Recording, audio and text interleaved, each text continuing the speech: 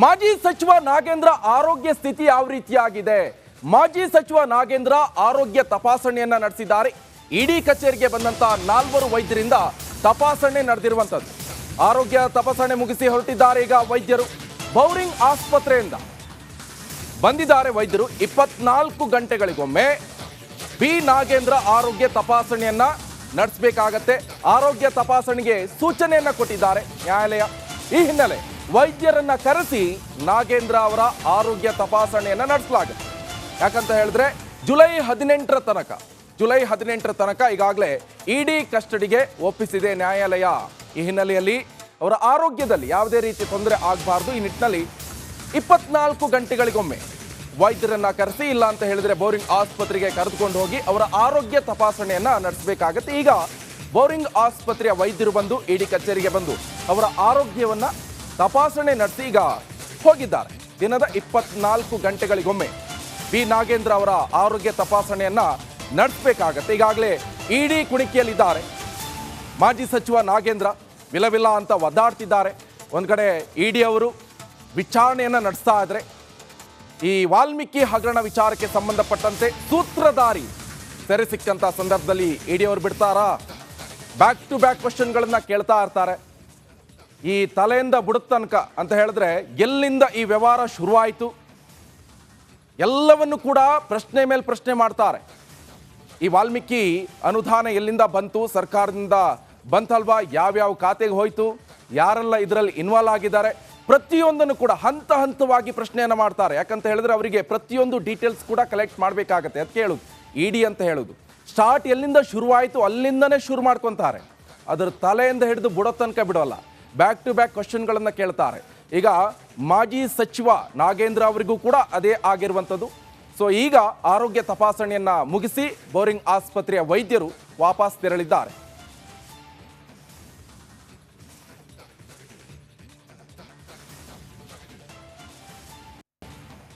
ಬಗ್ಗೆ ಹೆಚ್ಚಿನ ಡೀಟೇಲ್ಸ್ ಅನ್ನು ಕೊಡ್ತಾರೆ ನಮ್ಮ ಪ್ರತಿನಿಧಿ ಮಾದೇಶ್. ನೇರ ಸಂಪರ್ಕದಲ್ಲಿ ಜಾಯ್ನ್ ಆಗಿದ್ದಾರೆ. ಮಾದೇಶ್, 24 ಗಂಟೆಗಳಿಗೊಮ್ಮೆ ಒಂದು ವೈದ್ಯಕೀಯ ಚಿಕಿತ್ಸೆಯನ್ನು ನಡೆಸಲಾಗುತ್ತೆ, ಅಂದ್ರೆ ತಪಾಸಣೆ ನಡೆಸ್ತಾರೆ. ಈಗ ಬೋರಿಂಗ್ ಆಸ್ಪತ್ರೆ ವೈದ್ಯರು ತಪಾಸಣೆ ಮಾಡಿ ಹೊರಟಿದ್ದಾರೆ ಅಂತ ಸದ್ಯ ಈ ಪ್ರಕರಣದಲ್ಲಿ ಏನೆಲ್ಲ ಬೆಳವಣಿಗೆ ಆಗ್ತಾ ಇದೆ, ಏನೆಲ್ಲ ಅಪ್ಡೇಟ್ ಸಿಗ್ತಾ ಇದೆ ಮಾದೇಶ್?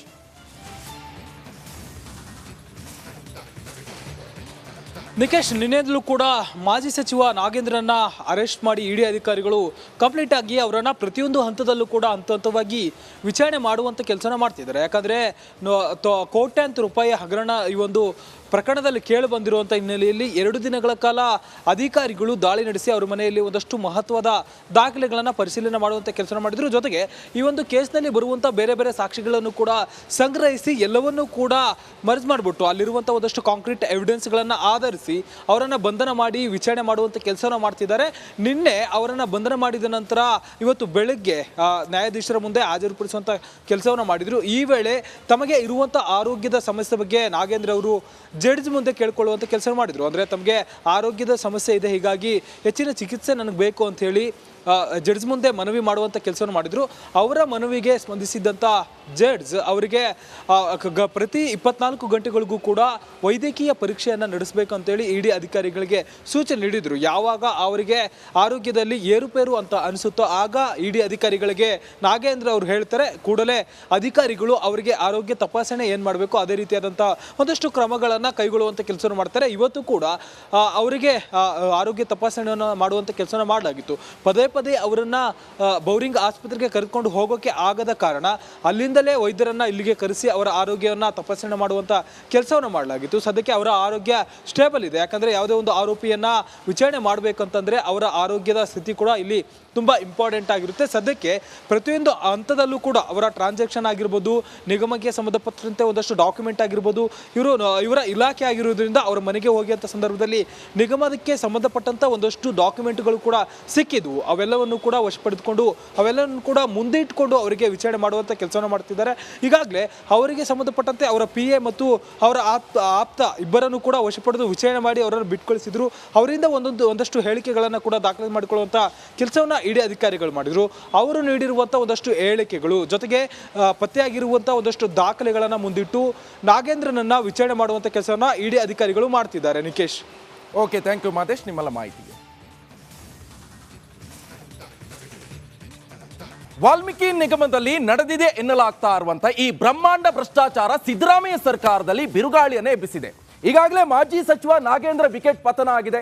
ನಕಲಿ ಖಾತೆಯನ್ನ ಸೃಷ್ಟಿಸಿ ಲೂಟಿ ಮಾಡಿರುವಂತಹ ಹಣವನ್ನ ಬಳ್ಳಾರಿ ಲೋಕಸಭಾ ಚುನಾವಣೆಯಲ್ಲಿ ಬಳಕೆ ಮಾಡಲಾಗಿದೆ ಎಂಬ ಸ್ಫೋಟಕ ಮಾಹಿತಿ ಕೂಡ ರಿವೀಲ್ ಆಗಿದೆ. ಆ ಬಗ್ಗೆ ಒಂದು ಇಂಟ್ರೆಸ್ಟಿಂಗ್ ವರದಿ ಇದೆ, ಬನ್ನಿ ನೋಡ್ಕೊಂಡು ಬರೋಣ.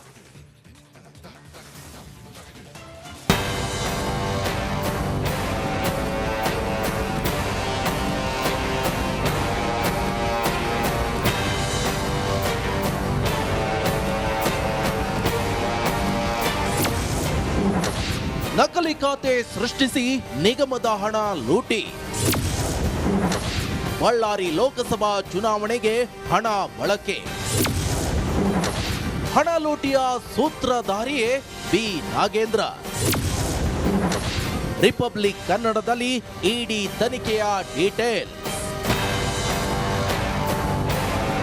ವಾಲ್ಮೀಕಿ ನಿಗಮದಲ್ಲಿ ನಡೆದಿರುವ ಬ್ರಹ್ಮಾಂಡ ಭ್ರಷ್ಟಾಚಾರ ಸಿಎಂ ಸಿದ್ದರಾಮಯ್ಯ ಸರ್ಕಾರಕ್ಕೆ ನುಂಗಲಾರದ ತುತ್ತಾಗಿದೆ. ಶಾಸಕ ನಾಗೇಂದ್ರ ಇಡಿ ಖೆಡ್ಡಾದಲ್ಲಿ ವಿಲವಿಲ ಅಂತಿದ್ದಾರೆ. ದೊಡ್ಡ ಕುಳಗಳ ಹೆಸರು ಹೊರಬರುತ್ತೆ ಅನ್ನೋ ಚರ್ಚೆ ಕಾಂಗ್ರೆಸ್ನಲ್ಲೇ ಜೋರಾಗಿದೆ. ಮಾಜಿ ಸಚಿವ ನಾಗೇಂದ್ರ ಒತ್ತಡದಿಂದ ನಕಲಿ ಖಾತೆ ಸೃಷ್ಟಿಸಿ ನಿಗಮದ ಹಣ ಲೂಟಿ ಮಾಡಲಾಗಿದೆ. ಬಳ್ಳಾರಿ ಲೋಕಸಭಾ ಚುನಾವಣೆಗೆ 20.19 ಕೋಟಿ ಬಳಸಲಾಗಿದೆ.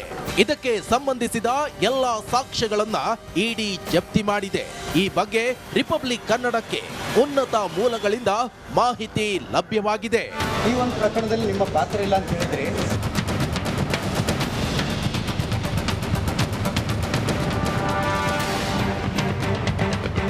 ಹಾಗಾದ್ರೆ ಅಂದು ಶಾಂಗ್ರಿಲಾ ಹೋಟೆಲ್ನಲ್ಲಿ ನಡೆದಿದ್ದಾದ್ರೂ ಏನು ಅನ್ನೋದನ್ನ ನೋಡೋದಾದ್ರೆ, ಅಂದು ಆಗಿದ್ದೇನು? ಮೇ 29ರಂದು ಶಾಂಗ್ರಿಲಾ ಹೋಟೆಲ್ನಲ್ಲಿ ಸಭೆ. ಮೊದಲಿಗೆ ಶಾಸಕ ನಾಗೇಂದ್ರ ಕಾರಲ್ಲಿ ಸಭೆ. ನಿಗಮ ಎಂಡಿ ಪದ್ಮನಾಭ್, ನೆಕ್ಕಂಟೆ ನಾಗರಾಜ್, ಶಾಸಕ ನಾಗೇಂದ್ರ ಸಂಬಂಧಿ ಮುರಳೀಕೃಷ್ಣ, ದಲಿತ ನಾಯಕಿ ಯಶೋಧಮ್ಮ ಭಾಗಿಯಾಗಿದ್ದಾರೆ. ಏರೋಸ್ಪೇಸ್ ಪಾರ್ಕ್ ಬಳಿ ಮೀಟಿಂಗ್ ಅನ್ನ ನಡೆಸಲಾಗಿದೆಯಂತೆ. ಹಗರಣದಲ್ಲಿ ತನ್ನ ಹೆಸರು ಬಾರದಂತೆ ಸೂಚನೆ ಕೂಡ ಕೊಡಲಾಗಿದೆಯಂತೆ. ಸಚಿವನಾಗಿ ಮುಂದುವರೆದ್ರೆ ನೆರವಿನ ಭರವಸೆ ಕೂಡ ನೀಡಲಾಗಿದೆಯಂತೆ. ನಾಗೇಂದ್ರ ಮನೆಯಿಂದ ಮಹತ್ವದ ದಾಖಲೆಗಳನ್ನ ಇಡಿ ಅಧಿಕಾರಿಗಳು ವಶಕ್ಕೆ ಪಡೆದಿದ್ದಾರೆ. ಎಲೆಕ್ಟ್ರಾನಿಕ್ ಉಪಕರಣಗಳು ಸೀಸ್ ಮಾಡಿದ್ದಾರೆ. ಹಣ ವರ್ಗಾವಣೆ, ನಿಯಂತ್ರಣ, ಮೇಲುಸ್ತುವಾರಿಯನ್ನ ನಾಗೇಂದ್ರ ವಹಿಸಿಕೊಂಡಿದ್ರು ಅನ್ನೋ ಸ್ಫೋಟಕ ಮಾಹಿತಿ ತನಿಖೆ ವೇಳೆ ಹೊರಬಿದ್ದಿದೆ. ನಾಗೇಂದ್ರ, ನೆಕ್ಕಂಟಿ ನಾಗರಾಜ್, ನಾಗೇಶ್ವರ್ ರಾವ್ ಸೂಚನೆ ಮೇರೆಗೆ ಸುಮಾರು 187 ಕೋಟಿ ರೂಪಾಯಿ ಬೇರೆ ಬೇರೆ ಖಾತೆಗೆ ವರ್ಗಾವಣೆ ಮಾಡಿರೋ ಆರೋಪ ಕೇಳಿಬಂದಿದೆ.